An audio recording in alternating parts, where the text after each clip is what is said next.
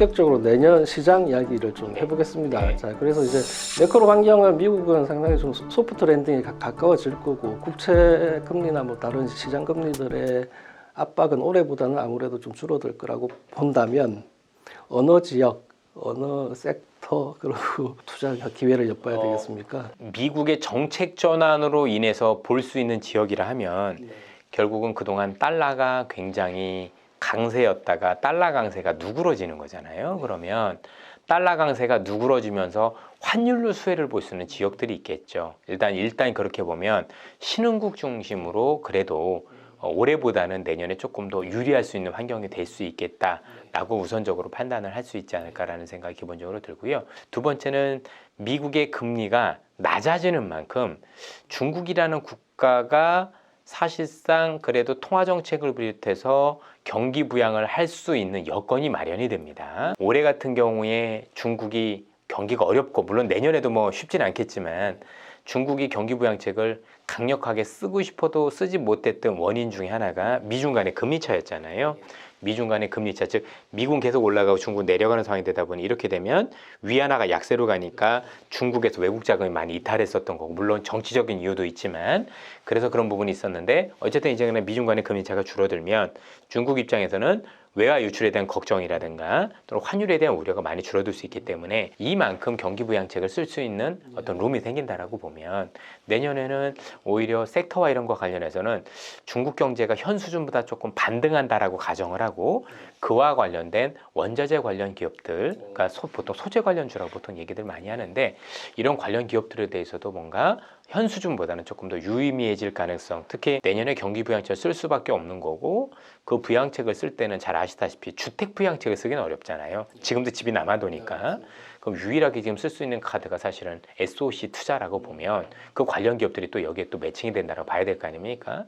그렇게 보면 그 관련 기업들도 전 나쁘지 않을 것 같아요. 예. 올해 많이 안 좋았던 중국, 홍콩 오히려 아무래도 그러니까 중국 쪽에 투자하는 얘기는 아닙니다. 저는 개인적으로 중국하고 홍콩 쪽에 대한 투자는 지양했으면 좋겠는 게 거기는 워낙 정치적인 변수가 많기 때문에 실제 좋다고 하더라도 꼭 투자가 맞는지 거기에 대해서는 고민이 돼서 다만 우리나라 산업들 자체가 아직도 그쪽에 대한 수출 비중이 적지 않기 때문에 그런 점들을 좀 감안할 필요가 있다고 생각을 하는 겁니다. 이렇게 부양의 강도를 높일 수 있는 여건이 마련되기 때문에 그걸로 수혜를 볼 수 있는 이제 주변국들의 어떤 섹터나 종목을 좀 우리가 살펴야겠군요. 지난 한 20년간의 어떤 위험 자산의 심리라는 거는 사실 두 가지였던 것 같아요. 그러니까 연준이 얼마나 돈을 풀 것인가, 중국이 얼만큼 부양을 해서 성장을 할 것인가였는데 올해는 그게 참 서로가 안 맞았어요. 맞아요. 근데 이제 우리 이사님 말씀을 들어보면 내년은 그래도 좀 서로가 엇박자는 아니고 좀 이렇게 서로 이렇게 수렴해 가면서 좀 그래도 올해보다는 좀 나은 미중 간의 모습을. 갈등이 더 커질 거에 대해서는 좀 고민이 많은 게 최근에 저는 트럼프의 공약을 보니까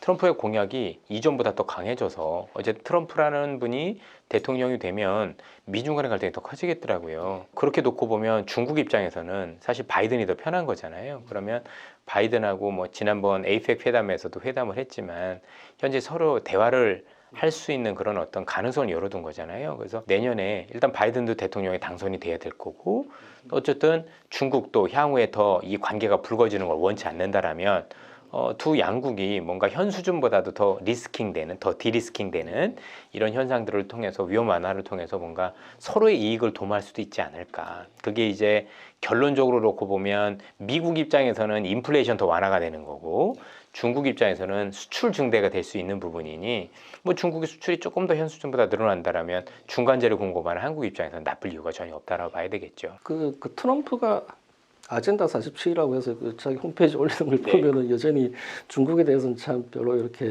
무섭게 하고 예. 있고요. 지금 말씀을 주셨지만 전 이번에 아젠다 47을 다 보고 나서 무서웠던 게 트럼프가 이번에 아젠다 47을 내놓은 거는 누가 보더라도 논리 정연했습니다. 제가 일기 때 봤던 트럼프는 야, 참 이게 막 나간다. 그죠? 무슨 정책을 저렇게 즉흥적이었는데 이번에는 정말 많이 준비했구나. 이런 생각을 좀 많이 했고요. 그래서 고개를 끄덕여주는 것도 되게 많았어요. 이런 것들은 정말 기발한데 정말 이렇게 될 수 있겠는데 그래서 오히려 실천 가능성이 훨씬 더 높다고 봐야 되는 건데 그렇게 놓고 보면 중국 입장에서는 트럼프보다는 그래도 바이든이 더 편한 카드가 될 수 있다고 생각이 들더라고요. 중국하고 미국의 싸움은 이게 뭐 하루 이틀 사이에 뭐 끝나는 뭐 문제가 그렇죠. 아니기 때문에 해결되거나 뭐 이게 예. 엄청 좋아지고 이런 건 아니겠죠. 네, 예, 뭐 쉽지 않죠. 예. 거의 상수라고 우리가 맞습니다. 이제 보고서 이제 가야 될 것 같습니다. 그래서 우리가 홍콩하고 중국에 이렇게 바로 투자하는 건 정말 그렇죠. 좀 여전히 좀 약간 왜냐면 좋아진다고 해도 꺼려지는- 그게 내년에 일시적일 가능성이 높고 맞습니다. 그 뒤로는 예. 또 달라질 수도 있고 그러니까요. 특히 이제 중국의 정치 체제 자체가 제가 그냥 개인적으로 느끼기엔 너무 폐쇄적으로 돌아가는 것 같아서 예, 뭐 본인들은 계속해서 뭐 중국이 기업 투자라고 하는데 돌아가는 상황 보면 더 투자하는 게 더 나가고 싶을 정도잖아요, 그죠? 그렇게 보면 길게 봐가지고 여기가 굉장히 더 많이 발전을 할 거다로 얘기하기는 쉽진 않은 것 같아요. 그리고 올해 한 해 이제 뉴욕 시장을 우리가 이야기할 때 되게 협소한 랠리였다. 몇 개 종목만 계속 M7이라고 하는 그 몇 개 종목들만 계속 이끌고 가는 그런 시장이었는데요. 내년에 우리가 이제 좀 더 이렇게 확산이 되어지는 사항을 좀 염두에 둬야 될까요? 아니면 여전히 그냥 잘 달리는 놈만 계속 잘 갈까요? 뭐 아무래도 달리는 건 더 많이 달릴 것 같고 예. 확산은 일부 될 가능성이 있는 것 같아요. 금리가 낮아지니까 현 수준에서 물가가 잡히고 금리가 낮아지면 소비자들 입장에서 소비 여력이 그래도 확산이 되는 거잖아요. 그렇게 보면 현 수준보다는 소비가 조금 더 낮을 개연성이 있다라고 봐야 될 것 같고 어쨌든 그렇게 된다면 현 수준보다는 조금 더 특히 중국이 움직인다라고 보면 섹터는 조금 더 움직일 가능성이 높다라고 보여지지만 현재 있었던 그 7종목에 대한 그 기여나 이 부분들은 쉽게 꺾을 것 같지는 않은 것 같습니다. 뭐 속단하기는 어렵지만 AI라는 게 뭐 예. 여기서 끝날 것 같지는 예, 않고요. 근데 뭐 아시겠지만 강력한 AI는 이 7개 회사 이외에는 못 하거든요. 어차피 저 클라우드를 가지고 있어야 되고 뭐 최소한 기본 투자를 10조 안에 할 수 있는 자금력을 가지고 있어야 되고 또 인터넷 기업이어야 되고 그죠? 그렇게 보면 나머지 기업들은 사실 할 수 있는 상황도 아닌 거죠. 그렇죠? 그러면 우리 한국 시장으로 이제 다시 좀 돌아와 보면 중국 관련한 아까 소재주 부분을 말씀을 해주셨고요. 그 다음에 이제 여전히 AI 쪽이 내년에도 뭐 앞으로도 더 이제 미국 시장을 이끌고 나간다라고 보면 국내에서도 좀 거기에 뭔가 좀 이렇게 연관되어져 있는 있죠. 섹터를 예. 봐야겠네요. 일단 우리가 기대하고 있는 건 뭐냐면 좋은 AI 환경을 만들려면 좋은 하드웨어가 뒷받침이 돼야 돼요. 우리 옛날에 그런 기억 안 나십니까? 우리가 마이크로소프트의 그 버전 업될 때마다 컴퓨터 바꿔야 돼 했던 거 기억나시죠? AI가 자체적으로 좋아질 수는 없거든요. 지금 AI가 좋아진 것도 더 많은 데이터, 그죠? 예, 라지 데이터.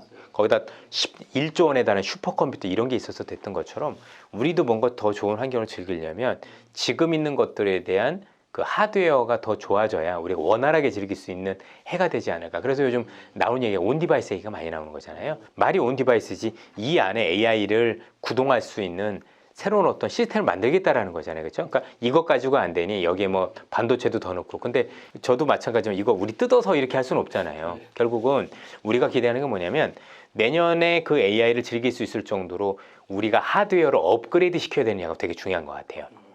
그래서 우리나라도 AI 관련 기업들도 좋을 수 있겠지만 그것만큼이나 기본적으로 혹시 전 세계에서 이제는 AI를 즐기기 위해서는 컴퓨터도 바꿔야 되고 그다음에 휴대폰도 바꿔야 되는 세상이 올 수 있다라면 가능성이 있다라면 은근히 이 관련 기업들이 수혜를 많이 볼 수 있겠죠. 우리나라 어차피 소프트웨어보다 하드웨어가 강하고 그 하드웨어는 지금 공급해 줄 수 있는 건 사실 전 세계에서 우리밖에 없어요. 왜냐면 중국은 배제할 거니까. 지금 스마트폰을 제대로 만들고 있는 게 한국 아니면 중국인데 지금 미중 간의 갈등 때문에 중국 휴대폰을 안 쓸 거란 말이에요. 그러면 나머지 흔히 미국이나 유럽 진영에서는 사실 한국 거 가능성이 되게 높다고 보여지는데 그렇게 놓고 보면 뭐 휴대폰도 바꿀 가능성, 거기에 더 많은 반도체 들어간다라고 보면 의외의 어떤 그 IT 중심으로 AI에 대한 수혜가 될 수도 있겠죠.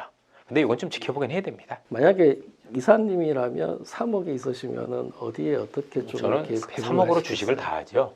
그러나 일반적인 분들이라면 그렇게 하시면 안 되고요. 네. 주식은 위험 자산이잖아요. 그러면 내가 어느 정도 위험을 안을 수 있는지 따져보시는 게 되게 중요한데 개인 투자자 분들이시라면 저는 30% 정도가 적당한 것 같아요. 왜냐하면 이게 너무 많은 돈을 투입하면 어떤 문제가 생기냐면 기본적으로 이로 인해서 흔들렸었을 때 그 심리적 부담이 되게 커지잖아요. 그러면 아시겠지만 심리적 부담이 커질수록 판단을 오판할 가능성이 굉장히 높아져요. 사람이 돈이 걸려있는데 이 돈이 손실이 커지면 근데 그게 내 전 재산이면 사실 맨정신으로 판단하기 어려워지고 그렇게 해서 투자 실패하는 경우들이 굉장히 많습니다. 어떤 돈이든 적은 돈이 아닐 거고 소중한 돈이겠지만 그래도 30% 정도 선에서 하면 혹시 약간의 손실이 있다고 하더라도 감내 가능한 수준이 될 거니까 제가 볼 땐 그래도 좀 냉정하게 투자를 하실 수 있다라고 생각을 하고 그런 상황에서 이제 보시는 분들만 실력이 많이 다르실 건데 그 실력에 따라서 포지션을 더 늘려가는 게 맞지 않느냐 이런 생각이 들고 지금 같은 경우 아직도 금리가 낮진 않잖아요. 그래서 일정 부분은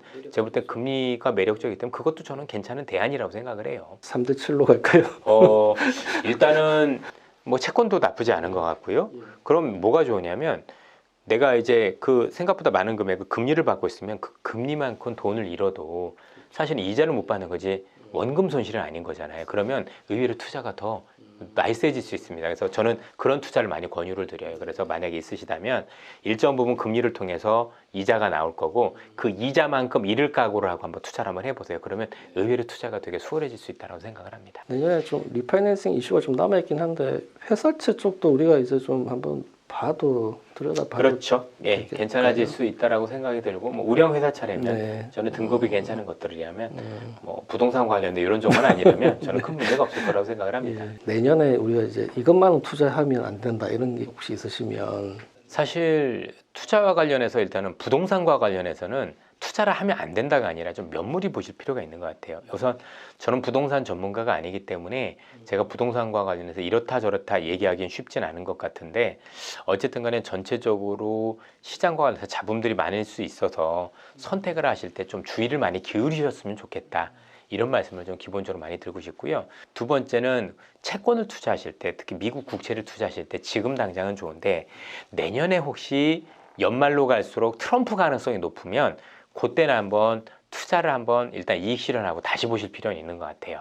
이게 무슨 말씀이냐면 결국 내년에 물가가 많이 잡힌다라는 가정하에 지금 채권 투자를 하는 건데 만약에 트럼프가 당선이 되면 물가가 반등 가능성도 있어요. 왜냐하면 지금 물가와 관련해서 제일 중요한 게 임금인데 임금이 잡히고 있는 가장 큰 이유 중에 하나가 그동안 막았었던 이민자들이 들어오는 건데 이분은 트럼프란 분은 이민을 또 막는 분이잖아요.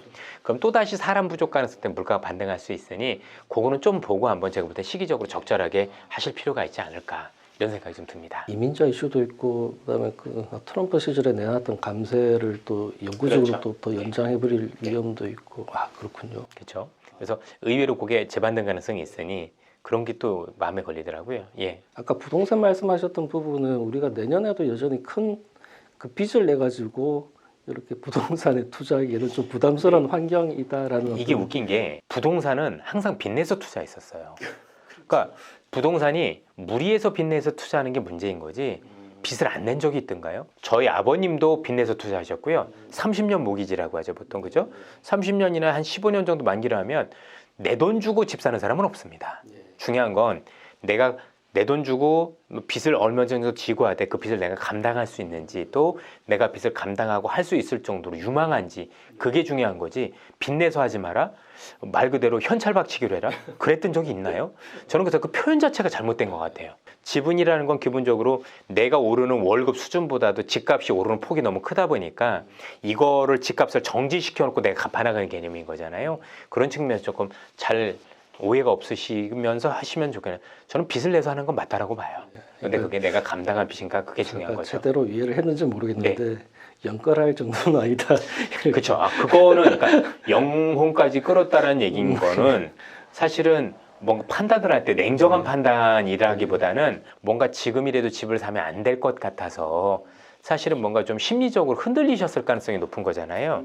예, 근데 주식도 똑같잖아요. 주식도 부동산도 아니면 자산 대부분이 뭔가 내가 지금이라도 안 할 것 같으면 안 돼서 하는 투자는 굉장히 좀 무리했을 가능성이 높고 또 그때 시점이 단기적으로나마 고점일 가능성이 높기 때문에 그런 건 좀 주의를 하셔야 되는 주신 말씀이 좀 맞다라고 생각을 합니다. 내년에 미국 대선은 누가 될 것 같습니까? 모르죠. 뭐 그거는 좀 지켜봐야 돼요. 왜냐면 일단 후보 확정이 안 됐으니까. 그래서 지금 공화당 쪽에서도 케일리 후보라는 분은 밀려는 의심이 지금도 많이 보이고 있고 뭐 지금만 놓고 보면 우리가 알고 있는 트럼프가 유리해 보이는 건 사실이지만 그건 뭐 또 모르는 거 아니겠습니까? 그죠? 민주당의 지금 뭐 바이든 대통령 입장에서는 지금 불리한 게 두 가지잖아요. 하나는 물가 문제가 있고 또 하나는 나이인데 나이는 내년에 가면 더 불리해지는 거잖아요. 그죠? 예. 사실 저희 아버님하고 동갑이신데 그죠? 이게 모르겠습니다. 이게 참 왜냐면 그분이 단순히 나이가 있으셨다고 문제가 아니라 아마 아는 분은 아시겠지만 뇌졸중으로 2번 쓰러지셨었어요. 그러다 보면 뇌졸중이라는 게 한 번도 아니고 2번 이상 쓰러지셨으면 건강이 온전치 못하신 건 사실이거든요. 그래서 이런 걸 어떻게 극복할지 그 극복을 하려다 보니 내년에 경기를 더 좋게 만들어야 되는 부분이 있는 거. 그래서 중국의 힘이 필요하지 않느냐가 말씀을 드렸던 거고요.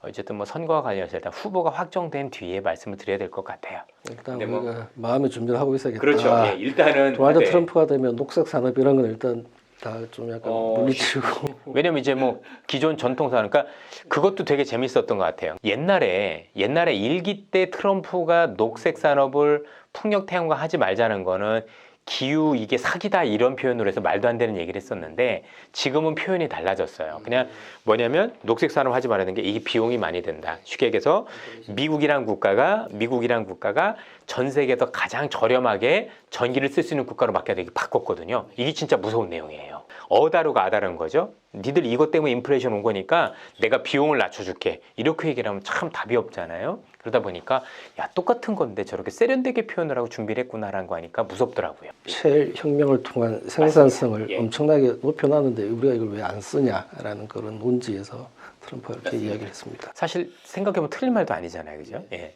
자, 오늘 저희가 준비한 이야기는 여기까지입니다. 이사님 소중한 시간 내주셔서 너무 별 말씀. 감사합니다. 예. 감사합니다. 예, 고맙습니다.